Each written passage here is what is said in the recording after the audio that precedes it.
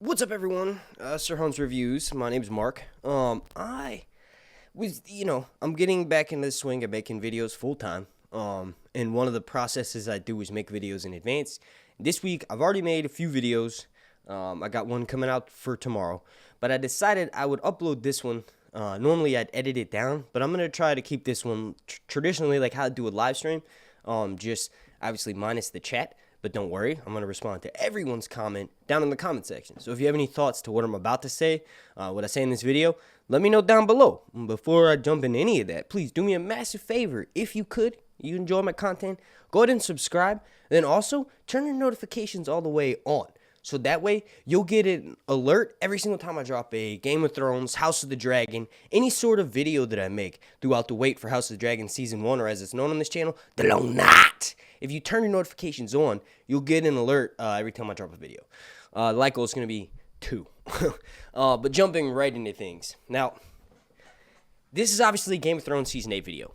I've gotten millions and millions of views on Game of Thrones. Now, obviously, since that show has ended, the fact that it's off the air and my view count and, my drive to want to make videos has dwindled. There are some people that think I'm just saying shit that I think is going to, get me a bunch of likes. So I figured, let me go back and watch my live streams, my reactions after Game of Thrones Season 8, after Game of Thrones Season 7, and then sort of remind myself why I thought the show was so great. Now, there's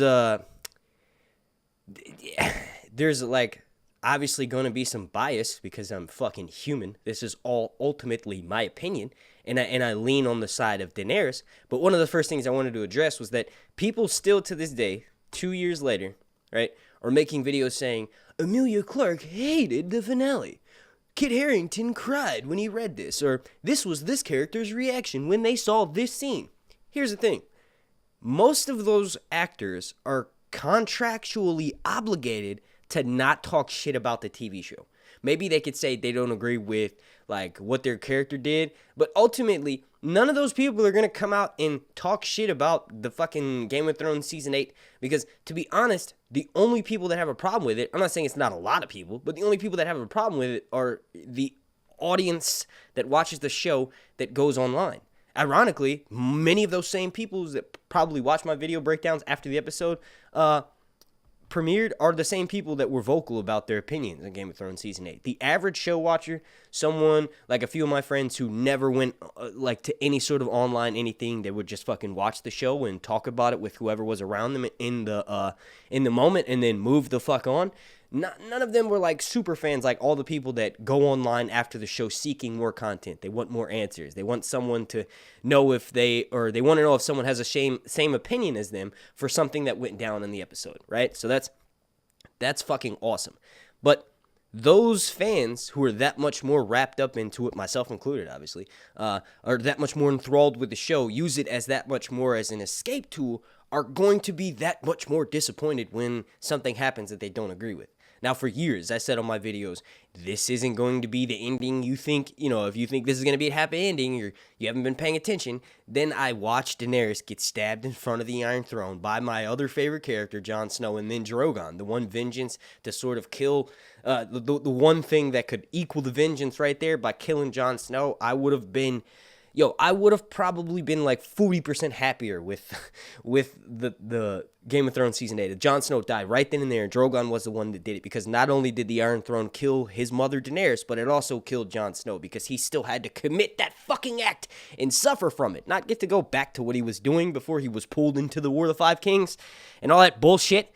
But yeah, I don't even remember what my tangent was, but I guess what I'm getting at here is that because I, was that much more consumed by the show, it affected me that much more. When there's probably a large, if not larger than the online audience that was pissed off about it, there's way more people that were like, oh, well, fucking, that was a great show. I didn't necessarily agree with all the choices. Maybe episode 3 of season 8 shouldn't have been fucking, a blackout episode, but ultimately it's still the greatest series of all time. There's more people like that, if I had to guess. Obviously, this is my opinion.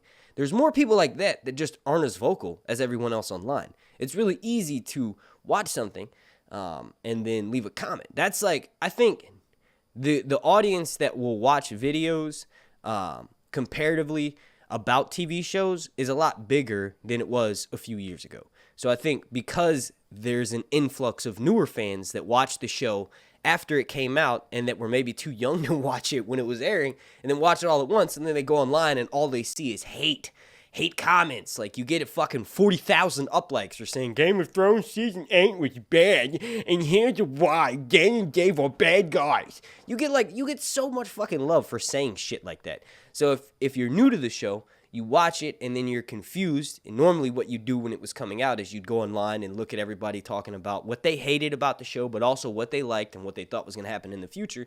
All that's dead. So you're watching a show that's completely aired, and any rhetoric you see online is going to be hate, because that's like, it's like fucking cancel everybody, cancel everything. That's the way to do shit, I guess. I don't fucking know. It's crazy. But that's way more popular than saying you like something. It's a lot easier to shit on something than it is to uplift something and pick it up. You just pull your pants down and drop your butthole and take a shit on something, or extend your hand and pull that thing up and maybe risk getting shit on you for being associated with that thing. You know what I mean? That's like what the mentality is online. My whole thing is, it's getting back to the main fucking point of this, and I promise I'm going to have several points in this video. This first tangent was just like a kind of scatterbrained. But Daenerys, Emilia Clarke, has not fucking came out and said she hated Dan and Dave. She hated where her character was. If anything, the only thing that she said over and over again is she's excited, or it's amazing to feel that much fan blowback. They're not mad at her or her character. They're mad at what happened to her character. So she's like, that's a lot of fucking love. You know what I mean? That's the one thing that I've seen her repeat in all the interviews. Now, obviously, you can look at those Entertainment Weekly interviews and like look at facial reactions and shit. And when the person says, what did you think when this scene happened? And then, they're actors and actresses, and they're probably like, just like how anyone would be in an interview, kind of somewhat awkward. So they just try to do something funny. Humor is a way of masking how you feel about something. So, they make a little stinky face or some shit, and then the fucking online community blows up like, oh, Daenerys thinks that Game of Thrones season 8 smells like shit. You know what I mean? That's the kind of shit that gets repeated these days. So fucking dumb. What's up with Joe Rogan and posting all these fucking videos of him getting in the ice bath? Hey, jackass, it's 150 degrees in Texas. You're just making content for everyone to make fun of you. Although that was really funny, a meme that I shared about him, like, when he went down to interview Conor McGregor. It was really funny. He does that, and it's Cal after. Whatever, follow me on Twitter, star_hunts. Getting back on track here. I don't think Emilia or any of the cast has publicly bashed the show as much as these videos would like you to think online. So, how would we continue the story? Believe it or not, that's actually the main fucking point of this video. I just had to say what I just said to get it over with. But the main point of this video is, how do we continue this story? I know it's going to be continued. It makes no fucking sense for them to not have at least a spin-off series, maybe after Dream of Spring comes out. Maybe we get to follow Arya, what's west of Westeros. Or what I've been dreaming is a movie, because Dan and Dave, regardless of what you want to agree with their writing choices or not, they left, and I've been saying this for 2 years, they left season 8 open enough to continue the fucking story. You could expand on several of the characters and what they're doing, because some of the ones that we most care about, aside from Daenerys, are still alive. And also, Daenerys could easily be resurrected. Jon Snow got stabbed 40,000 times and didn't have a dragon to fly him off to the main resurrection hub, which is basically where Daenerys is going. So there's just too many open-ended storylines. But jumping right into it, the first thing is the how, the why, and the when.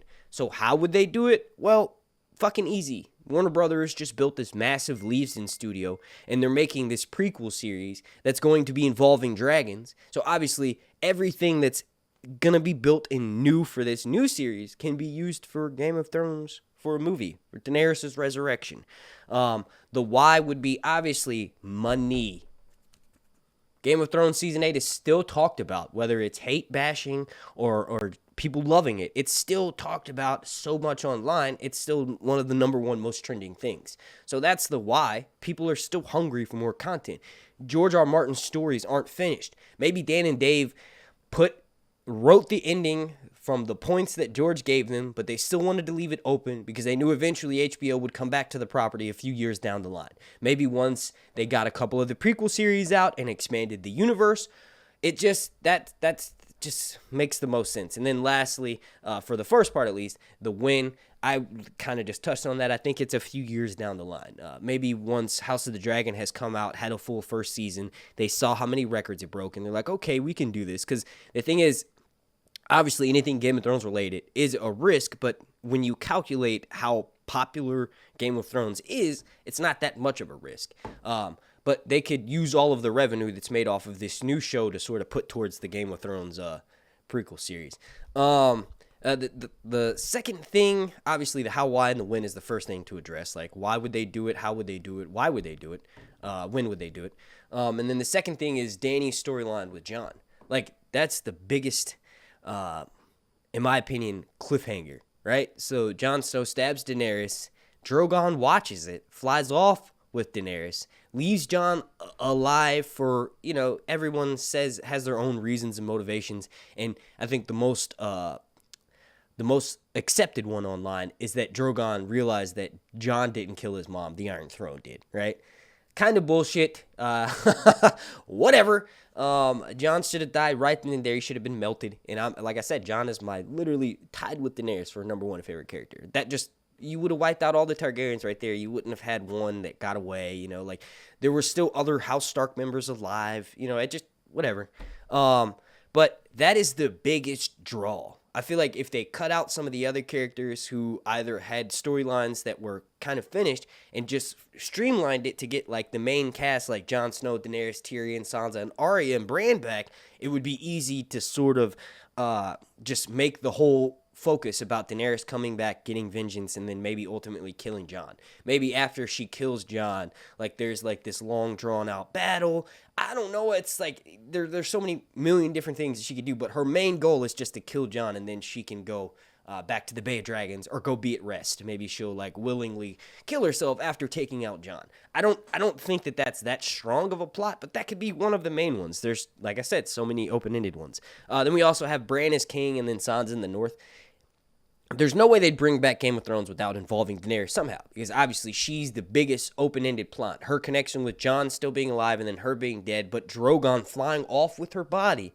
And then, he was spotted flying towards the direction where the fucking resurrection capital is. It's like, it's tricky to like bring the show back, but I know it's possible. Obviously Bran being the king, that kind of makes it like happily ever after, but ultimately this is Westeros and someone's going to come up and challenge his authority, and like Bran can see everything coming. So that would, like, I don't know, that alone is enough for a standoff, and my points are kind of failing here, but obviously we have Tyrion, Jaime and Cersei are dead, but Tyrion being like who he is could, potentially tie into that.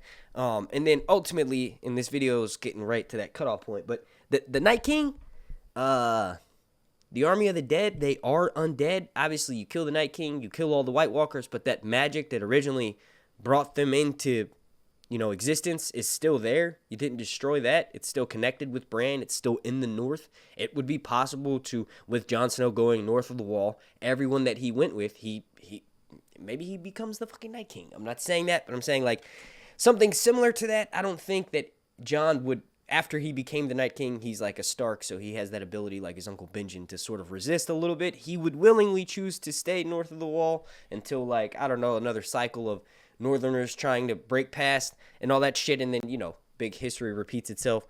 Obviously, the Night King coming back is too much, but Daenerys coming back and bringing an army and her being, like, hate-fueled and fire and fucking blood and burning everything down, that would be, like, sort of a similar idea with the Night King, right? So Daenerys has an army of priests that can resurrect people. Maybe they start resurrecting her army. This is turning into a really bad fan fiction, so I'm going to get the fuck out of here. But just know that Game of Thrones is it's totally possible for HBO to make new content to go along with Game of Thrones. And then also, don't believe the videos that put in the thumbnail saying XYZ actor hated this scene, here's why. It's all bullshit. They're contractually obligated to not talk shit about the show. Maybe they'll share their opinion on writing choices, but ultimately they're not going to bash the show. So I think Game of Thrones Season 8 is amazing. My name is Mark and this has been Sir Hunt's Reviews. Lacko's going to be 12, or whatever I said at the beginning. Long night.